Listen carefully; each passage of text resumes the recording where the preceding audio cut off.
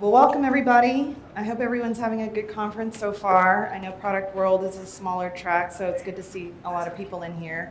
I know you introduced me, but I'll tell you guys a little bit more about me. I'm going to be talking today about cross-functional alignment with your teams. So my name is Kara Ling. I work at a product consultancy as a product manager called DockYard. One of my roles is to work with our clients to figure out what to build for their customers. Probably pretty similar to what you guys do.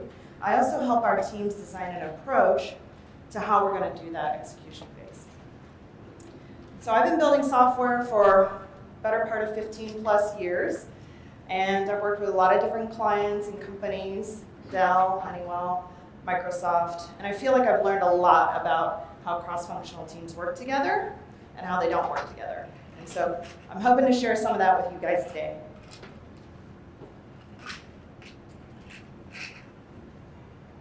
So I'm going to take you through a few tactical, personally tested, real-world tips. These are things that I do. Y'all might do something differently. I'd love to hear from you. But I just want to share some things that I think that have worked for me. Okay. So, some things that don't exist. Leftover bacon. Unicorns. Unless y'all have seen one. And fully aligned cross-functional teams. I don't know if anybody here had that, but I have not personally experienced that. But I do think that there are ways we can help our teams work closer together and be a bit more aligned. So that's really what my talk is about today. Real quick show of hands. How many people are in product or product managers? Well, almost everybody. Developers? No designers? Any designers? Non-designer developer? BD, sales, customer support? Okay. How many of you consider yourself the driver or leader or owner of your team? They don't report to you, but you gotta like sort of build out their map, tell them what to do. Okay. Is that all going real smooth for everybody? Super easy? No issues? Who raised their hand that your product and you're leading a cross-functional team? What are some of the challenges? I'd love to hear from you guys. What is the challenge that you're facing right now? Right here. Misaligned incentives. Incentives? Yeah, misaligned incentives. I see that a lot. What else? Priority alignment. Similar to misaligned incentives, but like more tactical day-to-day stuff. Any other challenges? Communication. What kind of communication? Between the teams, letting us know what's going on. Not enough communication? Not enough communication. Okay. Do we know? That's a good one because we don't know what's enough, right? It's different for every team. Okay. Well, I hope to cover some of that stuff for you guys. And like I said, these are just some things that I've done that don't necessarily, may or may not work for you, but I do hope that they help you guys. Okay. So I picked out 8. So I'm trying to keep this short today. It's only 25 minutes. So be curious. This is actually a really important thing. I know it sounds like kind of vague, but it's so important that you're someone who's curious about your teams. And what do I mean by that? Ask a ton of questions. I bet you guys are already asking lots of questions. So they're going to thin slice a little bit more. Make sure there are questions that you're actually curious about, not questioning ability. Y'all know the difference? I'm from Texas, I say y'all. It's really important that when you show interest in other people, they participate. And so that's what I mean by being curious. And having a little bit of professional EQ. Everybody knows what emotional quotient is? This comes into play at work a lot. You have to have empathy. If you're in product, you know you've got to have empathy for users. You've got to have empathy for your team, too. I really believe that actively listening is a skill that you really want to try to cultivate within yourself. Understanding how to hear what somebody's saying. Can y'all hear me? Hear what somebody's saying, and I like to take a few seconds after people talk 5, and then respond. It's amazing what that little thing does when people feel heard. Sometimes the problem solves itself. I found that that works for me more often than not. Inspire and motivate your teams to show up. And what do I mean by that? I like to reward differences, different opinions. I like to explore different opinions. I think we all too often get into a room with a bunch of people, and we're all talking, and everybody's in agreement, or 80% of us are in agreement about one thing, so we just go the democratic route. We're going to just do the thing that everybody says we should do. And I think it should be the opposite. You can consider that, but you also want to make sure that you're thinking about that 20%. And then something I learned very recently that I think is super, super helpful is that when you're a driver and an owner, I think we all feel like we have to be the ones who have all the answers, make the plan, do the roadmap, groom this backlog, write all the stories. But really, sometimes you just need to take a step back. Give your teams a moment to contribute. Some people are slower to think about things and process things, slower to speak up. So what does that look like for me day to day? I'd sort of stop talking in meetings. It's amazing how many people just start piping up when you stop talking. So just those are tiny little things you can do to show your curiosity.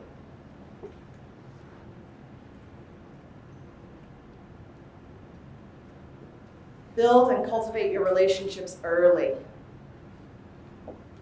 Don't wait until you have a crisis, the room is on fire. And what I do is I schedule one-on-ones right away.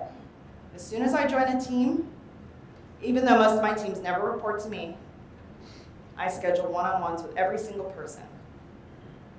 It's not a status one-on-one. And again, it's not a performance management one-on-one. It's really to talk about you. I want to know about you. I want to know how you work. I want to know why you work that way. I want to know how you work the best. I want to understand what are some of the challenges you're facing. How can I help you work better, happier, more efficiently? That's the content of that one-on-one. It's not about, I did this today, I'm doing this tomorrow. And then you want to cultivate those one-on-ones by making that a recurring meeting. So I have those on a recurring basis, and I take them very seriously, even though they don't report to me. They are not my team. I'm not managing their performance or their raises. But what I have found is that when I do that, and I have relationships and friendships, when I do need to call in that favor, it's a lot easier. They're willing to do it because I've helped them already.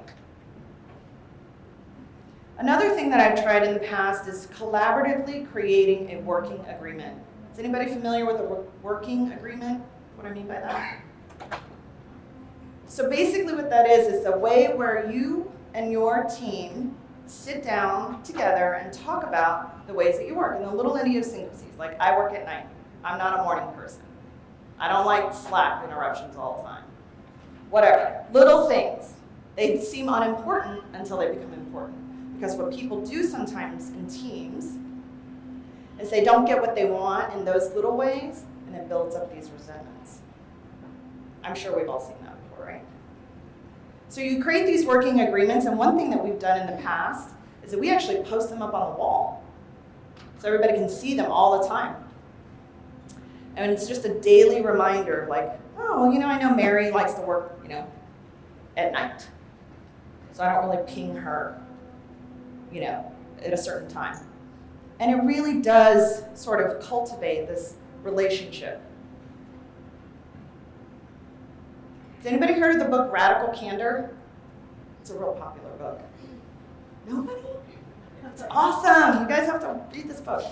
I'll just summarize it for you. The net of radical candor is just that you want to try to practice constructive criticism, maybe even talk about negative or difficult topics, through the lens of being helpful. Now you don't have to read the book, but get the book anyway. This takes practice. It's not something that, all of us feel comfortable doing.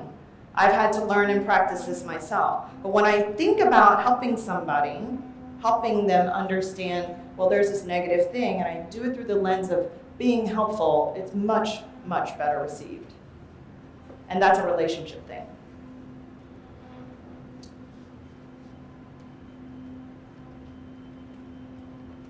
Teams that start together, stay together. This is just my personal opinion. I don't know if you guys have worked in kind of agile environments, Scrum or Fall, Agile Fall, whatever they're called. They say agile words, but they're actually doing waterfall things. Happens to me a lot. And my approach to this is that when you get the cross-functional teams together in the beginning, you have a much better chance of being successful, whatever your success metric is. Because everybody's on the same page about business objective, business value, what problem we're solving, user needs, right? I'll take it another step further. You guys might be thinking, oh, design, engineering, QA, all the functional teams. I'm talking about business development, sales, QA, customer support. All these people, I think, need to be looped in at the top, at the beginning. It is a lot more work in the beginning, not gonna lie, but I do believe there's a payoff at the end. So something we do at DockYard, which is maybe a little different than if you're in a product team, we actually include all of our functional teams in the proposal development process. So engineering, design, QA, they sit on calls with our clients. And they really listen and hear what is the problem we're trying to solve, what is the customer issue, what is the business value. And as a result of hearing all that, we can march together much better. The other thing it does is it exposes questions that you might not know the answer to. Engineering might have a great idea. Design might have a great idea. That's business related. So you get the opportunity to expose questions, concerns, and then everybody's more bought in at the beginning.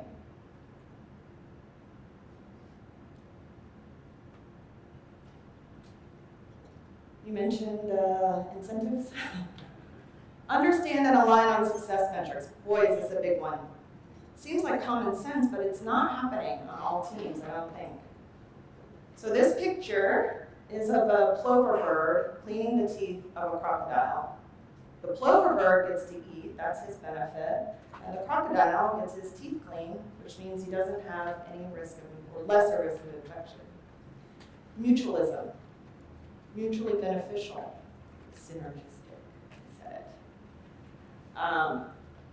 You are looking to make sure that everybody's aligned on a success metric that actually works for the overall outcome of the project, the product, the team. Has anyone been in a situation where maybe sales, classic situation, sales sold a promise and then the teams are expected to deliver? Show of hands. And it doesn't quite? Okay. Is that an awesome experience? No. So what I propose here is that when you have that team that starts together, like I was saying, that you're also talking about those KPIs and those success metrics. And then you align on a singular holistic metric, right? Something more along the lines of client satisfaction, an increase in a net promoter score. Not did I make the sale? Done, I don't care what happens after that.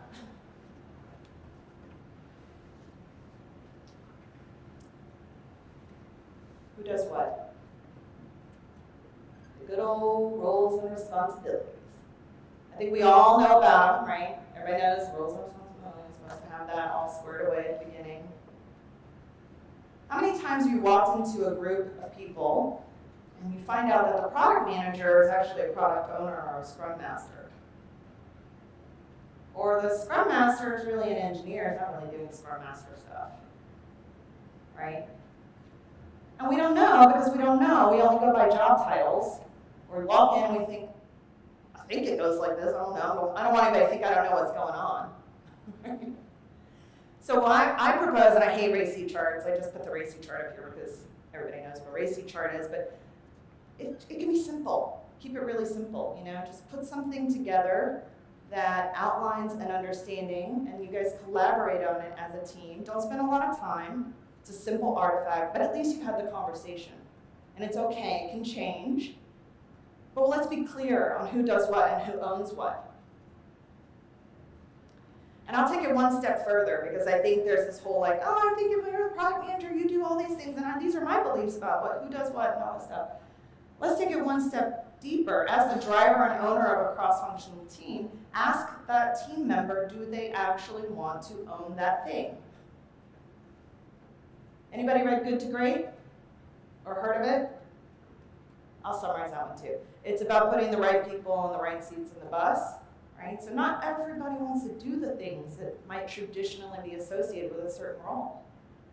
So I think as the driver, leader, owner, you're responsible for making sure the right people are in the right seats in the bus. And then one more deeper question is, do they actually have empowered authority to make decisions on that role and responsibility? That's happened to me before, where I thought you could make the decision, and actually once it comes time to make the decision, you can't. And now we're in a pickle, and it's unpleasant, and nobody likes it. So figure out who's doing what.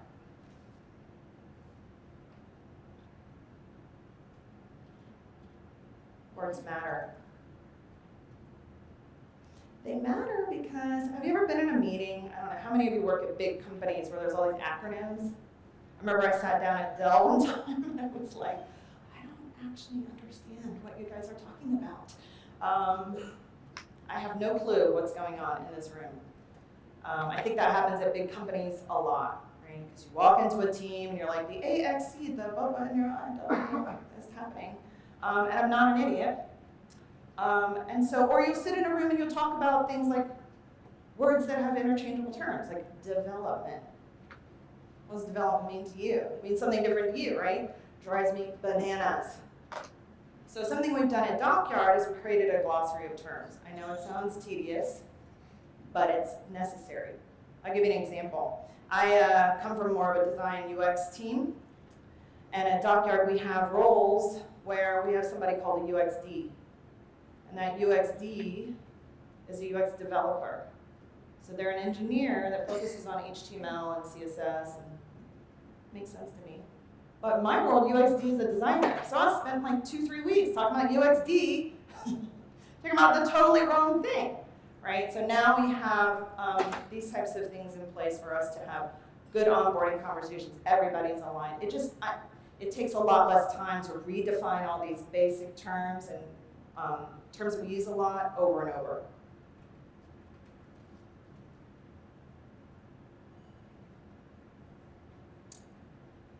Everybody loves roadmaps, right? So easy.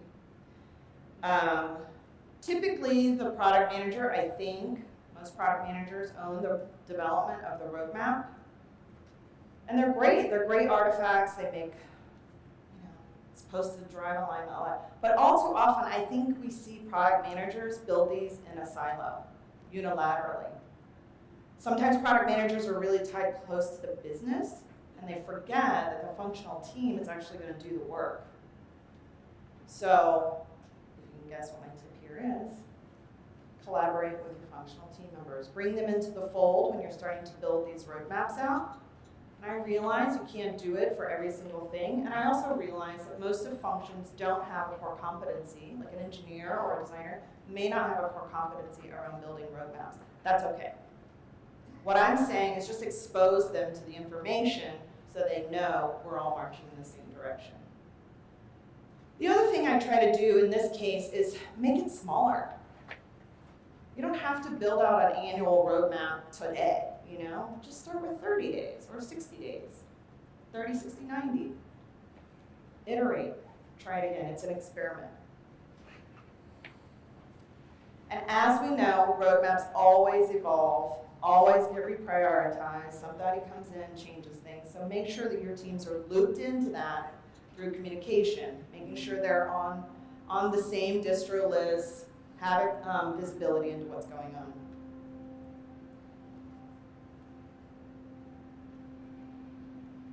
Last one. Establish a regular group feedback loop. Everybody knows about retros? Does everyone here do retros? Are they super effective? Yeah? Are they anonymous? Mostly? So I feel like non-anonymous ones are better. And I believe they should be done in a group. And I realize that that's probably kind of uncomfortable for a lot of people. But the reason I say that is because we got to get better at saying the truth to each other. And you don't do that unless you practice. And I'm going to say it's not easy. That's where the Radical Candor book comes into play, so we get the Radical. But it does take practice. So your job as the driver, leader, owner is to lead by example. So you do the best you can to share that negative, constructive feedback in a helpful way, in person. Because the sooner you get to the root of some of those things, the sooner, I think we believe, the sooner you can get rid of all the root causes and issues and start to improve on those things. Because a lot of times we're not being honest enough and we're letting things just fly through. And we know as a team, something's broken, but we're not doing anything about it. Always share feedback that focuses on the improvement, not the problem. And never ever point out an individual or a person. It's not an attack on another person, it's the issue. And then the one I really love is every couple of retros or stand-ups, however, whatever increment you do to create a feedback loop, is make sure you include one, maybe one a quarter, or one a month, whatever your cadence needs to be, and make it a personal one. I know. What do I mean by that? I mean, not everything is focused on the mechanics of a project, and that's not everything that factors into whether a product is doing well or not doing well, right? A lot of times, somebody's holding some resentment because you talked over me in a meeting. You dismissed my idea. I didn't have a chance to tell it, completely. I feel overlooked, whatever those things are. I know it's like part pop counseling, part psychology, but people need to be heard on those items. And the sooner they are heard, the sooner it goes away. So it's flushing out these resentments from your team so you can get on with doing the work. Anybody heard of a happiness metric or measuring happiness in their teams? Oh my God. Well, it's just like any other metric. I think you just want to know how are your teams doing week to week, sprint to sprint, month to month, and tracking against that. Because if they're not happy, you are at risk, right, of attrition, lack of productivity, no new ideas, that kind of thing. So those things are important. I give credit to my friend Dane Corbin. He came up with a happiness metric for me.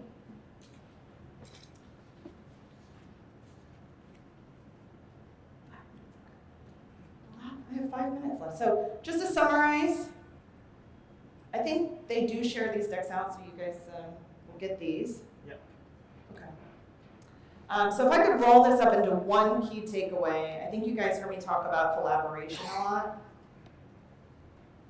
Being a facilitator. I think those are the most important things. There's some tactical things in there, but really looking at it through the lens of bringing everybody into the fold early on. And that's it. Again, my name is Kara Ling. I'm with DockYard. Would love to chat with you guys afterwards. Or actually, I think we have some time. I don't know. Okay. Yeah, we got time. All right. I'd love to hear if any of the things I said resonated or you just completely disagree. Or have comments or questions. Toss that out. Over here. Oh, I think I got it first. Oh, you got it first. I was curious about your Team Happiness Index, how you've structured it, how you capture it, how you've defined it, just any details that you want to share about that. What was it again? The Team Happiness Index, or whatever the metrics that you built.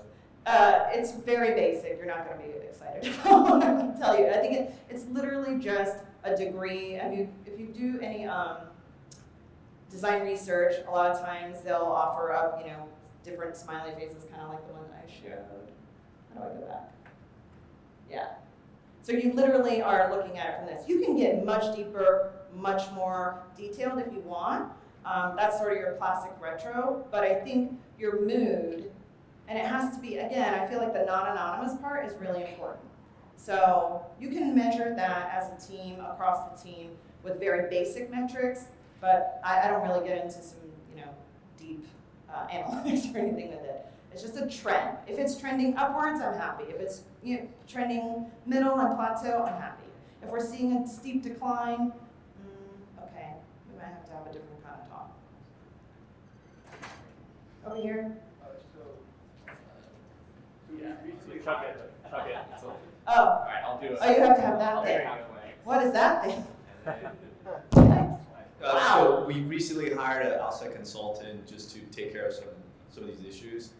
It's very interesting because I had a conversation, a parent-teacher conference at my daughter's preschool, and the advice was like identical. Oh, So really? you guys can save your money, just go talk to a Yeah, preschool talk to teacher. your, yeah. But no, so one of the issues I think for our organization and a lot of the other organizations are, it's more about, we're there all the time. It seems like we get to know each other too much in some sense, right? Yes. We can opt out and go to our own gym, have our own space, go eat somewhere else. But I think there's trappings in place to keep us there. And sometimes it's like being in a house with your brothers and sisters. You get Yeah. too close. And in some sense we hear, I don't want them to, they just know too much about me, Yeah. right? Yeah. So how do we create separation, Oh my gosh. right? Yeah. And not this kind of, always a tribe, but some individuality as well. Yeah. So I would say, well, one, that if you have done the working agreement, so to speak, right, you've captured some of that, and maybe you don't understand that yet until you're really mature as a team. I mean, there aren't that many teams that I've been in where we're that close. I mean, we're close, well, maybe one. We're close, but we're not having trouble like going to a different restaurant or whatever. But I would say that that's part of the working agreement. Maybe that continues to be revised. Like, I need some space. I need to be able to not feel obligated. I've heard of cultures where it's like if you don't go on their scavenger hunt and they're drinking,